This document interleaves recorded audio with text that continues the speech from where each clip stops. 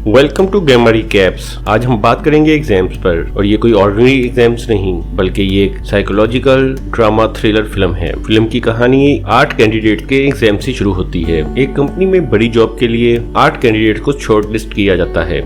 Exam शुरू होने से पहले सब कैंडिडेट अपने आप को मुख्तलिफ तरीकों से मोटिवेट कर रहे हैं। इसके साथ ही वो सब थोड़ा सा कंफ्यूज भी हैं। फिर एग्जामिनेशन हॉल का मंजर दिखाया जाता है। इसमें 8 डेस्क लगे हैं, लाइट्स इंतहाई डिम हैं और हर डेस्क पर एक पेपर और एक पेन पड़ा है। इसके अलावा सर्विलेंस कैमरास हैं। और जब तमाम कैंडिडेट्स एग्जामिनेशन हॉल में आ जाते हैं तो इनके बाद एक गार्ड जिसके पास एक गन भी है वो भी एक कोने में आकर खामोशी से खड़ा हो जाता है। लेकिन तमाम कैंडिडेट्स गार्ड और गन देखकर थोड़े से कंफ्यूज हो जाते हैं। इसके बाद एक आदमी अंदर आता है जो अपने आप को इन्विजिलेटर कहता है। इसके बाद वो तमाम कैंडिडेट्स को यहाँ तक पहुँचने पे मुबारकबाद देता है और उन्हें कहता है कि वो बहुत से मुश्किल इम्तिहानात से गुजर के यहाँ तक आए हैं और ये आखिरी इम्तिहान है। इसके बाद उनमें से किसी एक को इस सीट के लिए सिलेक्ट कर लिया जाएगा। इसके बाद इस एग्जाम्स के रूल्स बताए जाते हैं, जिनमें पहला रूल तो ये है कि कोई फेडरल लॉ इस एग्जामिनेशन हॉल पर अप्लाई नहीं होता। दूसरा रूल ये था कि कैंडिडेट किसी भी सूरत में गार्ड से बातचीत नहीं करेंगे। तीसरा रूल ये था कि एग्जाम शुरू होने के बाद वो किसी भी सूरत में इन्विजिलेटर से बात नहीं करेंगे। और चौथा रूल ये था कि कोई भी कैंडिडेट अगर क्वेश्चन पेपर को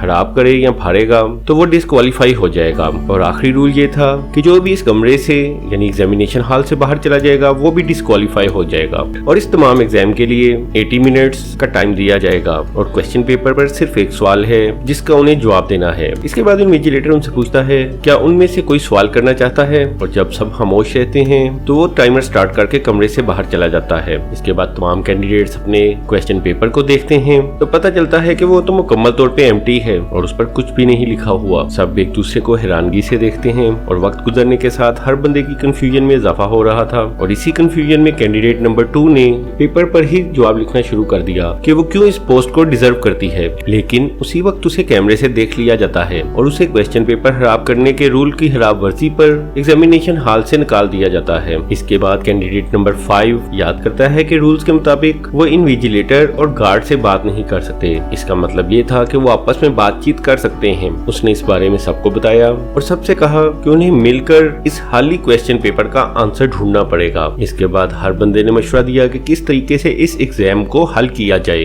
लेकिन हर कैंडिडेट इस मामले में कंफ्यूज ही था। और उस वक्त जब तमाम कैंडिडेट्स एक दूसरे के साथ बातें कर रहे और एक दूसरे को मशवरे दे रहे थे तो कैंडिडेट नंबर 1 मुकम्मल तौर पे खामोश बैठा रहा, जैसे उसका किसी भी काम से कोई लेना देना नहीं। इसके बाद तमाम कैंडिडेट्स ने डिसाइड किया कि वो अपना एक निक नेम रखेंगे ताकि किसी को भी उनकी असलियत का पता ना चल सके। इसलिए कैंडिडेट नंबर 1 को डेफ का नाम दिया गया क्योंकि वो किसी से बातचीत नहीं कर रहा था। फिर ब्लैक, ब्राउन, व्हाइट और लड़कियों को ब्लॉन्ड और डार्क का नाम दिया गया। इसके बाद व्हाइट अपनी जगह से उठा क्योंकि रूल्स में अपनी जगह पे बैठा रहना जरूरी नहीं था और उसे अपनी सीट से उठता देखकर गार्ड ने उसे कुछ भी नहीं कहा। उसी वक्त ब्रूट ने कहा कि हो सकता है कि इस क्वेश्चन पेपर पर इनविजिबल इंक से क्वेश्चन लिखा गया हो।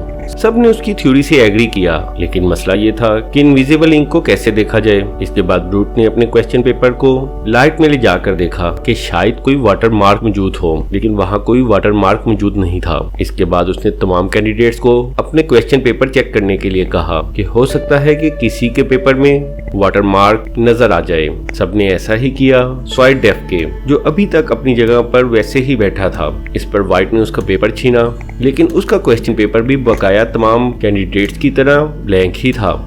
इसके बाद ब्लैक ने कहा कि आमतौर पे इनविजिबल इंक आम लाइट की जगह यूवी लाइट में नजर आती है। इसके बाद तमाम कैंडिडेट्स एग्जामिनेशन हॉल में किसी ऐसी चीज की तलाश में लग गए जिससे यूवी लाइट प्रोड्यूस की जा सके, लेकिन डेफ इस मामले में भी आराम से ही बैठा रहा। उसी वक्त ब्लॉन्ड ने एग्जामिनेशन हॉल में इमरजेंसी लाइट्स देखी, लेकिन इमरजेंसी लाइट्स को ऑन करने के लिए तमाम लाइट्स को ऑफ करना जरूरी था। लेकिन एग्जामिनेशन हॉल में तो कोई स्विच बोर्ड ही नहीं था, इसलिए उन्होंने तमाम लाइट्स को तोड़ने का फैसला किया। ब्राउन ने तमाम लाइट्स को तोड़ने की मुखालफत की, लेकिन सबने वोटिंग के जरिए ऐसा करने पर जोर दिया और इसके बाद तमाम लाइट्स को तोड़ दिया गया। और जो ही तमाम लाइट्स को तोड़ा गया तो इमरजेंसी लाइट ऑन हो गई और ये यूवी लाइट ही थी। अब सबने इस लाइट में अपने पेपर्स को देखा, लेकिन इसके बावजूद उन्हें कोई क्वेश्चन नजर नहीं आया। इसके बाद ब्रूट ने यूवी लाइट पर मौजूद कवर्स को तोड़ने का मशवरा दिया, लेकिन जो ही उन्होंने कवर तोड़ा तो एक दूसरी लाइट नमूदार हो गई, लेकिन ये लाइट भी उनके किसी काम ना आई। अब 30 मिनट्स गुजर चुके थे और सिर्फ 60 मिनट्स बकाया रह गए थे। इस मौके पर व्हाइट ने मशवरा दिया कि चूंकि नंबर 2 अब एग्जामिनेशन हॉल से बाहर जा चुकी है, इसलिए वो उसके क्वेश्चन पेपर पर मुख्तलिफ तजर्बात कर सकते हैं। इसके बाद उसने उसके पेपर पर ट्रेस करने की कोशिश की, लेकिन इससे भी कुछ मदद नहीं मिली। उसके बाद उसने उसके पेपर को 4 पार्ट्स में डिवाइड कर दिया कि मुख्तलिफ पार्ट्स के साथ मुख्तलिफ एक्सपेरिमेंट्स करके पता चलाया जा सके कि क्वेश्चन क्या है। और अभी वो आपस में बातचीत कर रहे थे कि डेफ अचानक ही अपनी सीट पे बैठा हुआ ही रोना शुरू हो गया और उसने थ्योरी पेश की कि ये पेपर उनकी पर्सनैलिटी को रिफ्लेक्ट करता है। सबने उसकी थ्योरी का मजाक उड़ाया। इसके बाद ब्लैक ने अपनी थ्योरी पेश की कि ये एग्जाम एक खास किस्म का टेस्ट है जिसमें बोर्ड मेंबर्स उन पर कैमरे की मदद से नजर रख रहे हैं ताकि उनके बिहेवियर को एग्जामिन किया जा सके, ताकि वो उनमें से अच्छी पर्सनैलिटी के मालिक बंदे को चुन सकें। इसके बाद सबने अपनी अपनी थ्योरीज पेश करना शुरू की। किसी ने कहा कि हो सकता है कि इस सब के पीछे इन्विजिलेटर हो और किसी ने कहा कि हो सकता है सीईओ उन पर नजर रख रहा हो। इस मौके पर डार्क ने बताया कि वो इस कंपनी में काम कर चुकी है, लेकिन वो अपनी तमाम जॉब के दौरान कभी भी सीईओ से नहीं मिली। लेकिन उसे पता था कि सीईओ एक इंतहाई मसरूफ बंदा है, इसलिए वो ऐसे छोटे छोटे कामों के लिए वक्त जाया नहीं कर सकता। और चूंकि वो पहले ही इस कंपनी के लिए काम करती थी, तो उसने कंपनी में रहते हुए ही इस हायर जॉब के लिए अप्लाई किया और उसके बाद वो उनकी तरह मुख्तलिफ एग्जाम्स क्लियर करते हुए यहाँ तक पहुँची है। इसके बाद सबने अपने अपने बारे में बताया, लेकिन इस दौरान सबको पता चला कि एक चीज जो सब में कॉमन थी वो ये थी कि उनमें से कोई भी कंपनी की असलियत के बारे में नहीं जानता था, क्योंकि उन्हें हर एग्जाम से पहले बता दिया गया था कि उन्हें कंपनी के बारे में सवाल करने का कोई हक नहीं होगा। इस मौके पर डार्क ने बताया कि ये एक मल्टी-मिलियन डॉलर फार्मास्यूटिकल कंपनी है जिसका नाम है बी रॉक, और चंद साल पहले जब एक पैंडेमिक फैला था तो इसी कंपनी ने सबसे पहले उसका इलाज दरियाफ्त किया था और उसके बाद ये एक मल्टी-बिलियन डॉलर कंपनी बन गई। इसके बाद डार्क ने अपनी थ्योरी पेश की कि हो सकता है ये कंपनी एक नई फैलने वाली बीमारी का इलाज ढूंढ रही हो और उसे लगता है कि ब्रूट इस बीमारी से अफेक्टेड है। इसके बाद वो गार्ड तक गई और उससे बात किए बगैर उसकी जेब से लाइटर निकाल लिया। इस मौके पर गार्ड ने उसे कुछ भी नहीं कहा। अब ब्रूट ने अपना आइडिया पेश किया कि हो सकता है इस पेपर पर मौजूद इंक वाटर से रिएक्ट करने के बाद नजर आए, इसलिए उसने फायर अलार्म तक पहुंचने की कोशिश की, लेकिन उसका हाथ फायर अलार्म तक नहीं पहुंच सका। इस मौके पर व्हाइट उसकी मदद के लिए आया और उसे एक रोल किया हुआ पेपर दिया, जिसे आग लगाकर उसने फायर अलार्म तक पहुंचाया और फौरन ही पानी बरसना शुरू हो गया। लेकिन उसी वक्त गार्ड आगे आया और उसे पता चला कि ये पेपर तो उसका अपना ही है और व्हाइट ने धोखे से उसे ही एलिमिनेट करवा दिया है। इस मौके पर ब्लैक गुस्से में व्हाइट की तरफ बढ़ा और गुस्से में उसके मुंह से निकल गया लाइट्स ऑफ, और फौरन ही कमरे की तमाम लाइट्स ऑफ हो गईं और उन्हें पता चल गया कि ये तमाम लाइट्स वॉइस कमांड पर काम करती हैं। और जब उन्होंने लाइट्स जलाई तो डेफ एक दफा दोबारा रोने लगा। ये देखकर व्हाइट उसके सामने आया और उसे जबरदस्ती अपना पेपर खराब करने पर मजबूर किया, और जो ही उसने अपना पेपर खराब किया तो गार्ड ने जबरदस्ती उसे भी एग्जामिनेशन हॉल से बाहर निकाल दिया और अब कमरे में सिर्फ 5 कैंडिडेट्स बकाया रह गए थे। इस मौके पर ब्लैक ने उसे बुरा भला कहा, लेकिन व्हाइट ने कहा कि उन सबको उसका शुक्रिया अदा करना चाहिए क्योंकि उसने उनके कम्पिटिटर्स को कम करके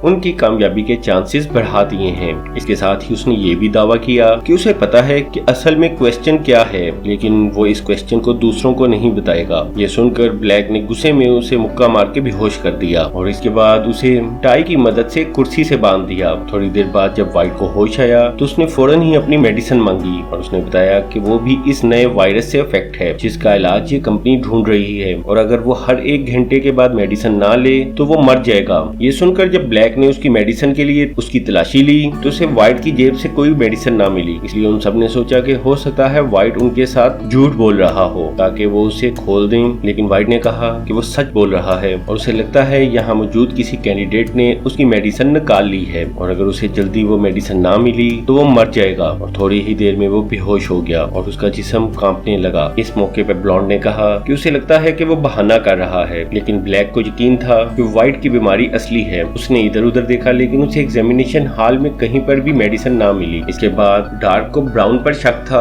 कि उसने मेडिसिन चोरी की है और जब ब्राउन की डेस्क की तलाशी ली गई तो पता चला कि वाकई ही ब्राउन ने ही वो मेडिसिन छुपाई थी। और जो ही वो व्हाइट को ये मेडिसिन खिलाने लगी तो ब्राउन ने हाथ मारकर उसे वेंट में फेंक दिया। ये देखकर वो कैमरे के पास गई और इन्विजिलेटर को उसकी जान बचाने के लिए मदद का कहने लगी, लेकिन चूंकि ये रूल के खिलाफ था इसलिए गार्ड ने उसे भी कमरे से बाहर निकाल दिया। इसके बाद ब्लॉन्ड ने एक पिन की मदद से मेडिसिन को वेंट से बाहर निकाला और मेडिसिन व्हाइट को देने के बाद उसने व्हाइट को खोल भी दिया ताकि वो सबको बताए कि असल में क्वेश्चन क्या है। तो व्हाइट ने बताया कि इस सवाल का जवाब जवाब उनमें ही छुपा हुआ है और जो कैंडिडेट सबसे आखिर तक इस कमरे में रहेगा वही इस एग्जाम का विनर होगा। यानी एग्जामिनेशन हॉल में रहना ही इस क्वेश्चन पेपर का क्वेश्चन और यही इसका आंसर है। लेकिन इससे पहले कि वो इस बारे में मजीद कुछ बात करते, व्हाइट ने भागकर गार्ड की गन निकालने की कोशिश की, लेकिन इस मौके पर ब्लैक आ गया। उसने व्हाइट को धक्का दिया और खुद गन निकाल ली। इसके साथ ही उसने कहा कि वो किसी पर फायर नहीं करना चाहता, लेकिन व्हाइट ने उस पर हमला कर दिया और उससे गन छीन ली।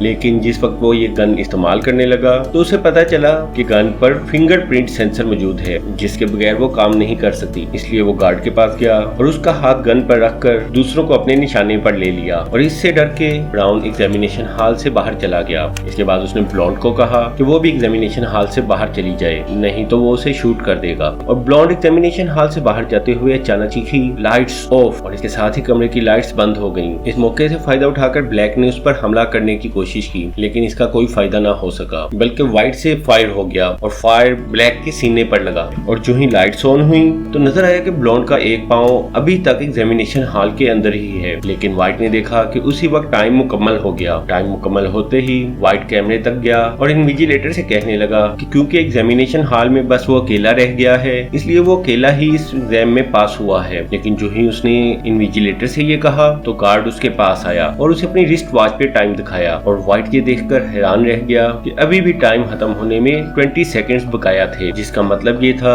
कि इन्विजिलेटर से बात करने का रूल तोड़ने पर वो भी इस एग्जाम से डिस्क्वालीफाई हो चुका था। एक फ्लैशबैक में पता चलता है कि जब सब लोग बातों में मसरूफ थे तो डेफ ने टाइम को चेंज कर दिया था और आखिर में सिर्फ ब्लॉन्ड ही इस कमरे में बकाया रह गई थी। इसके बाद वो एग्जामिनेशन हॉल में वापस आई और डेफ के ग्लासेस पे टूटे हुए एक शीशे को उठाया और जब उसने शीशे की मदद से अपने क्वेश्चन पेपर को देखा तो उसे क्वेश्चन साफ नजर आ गया।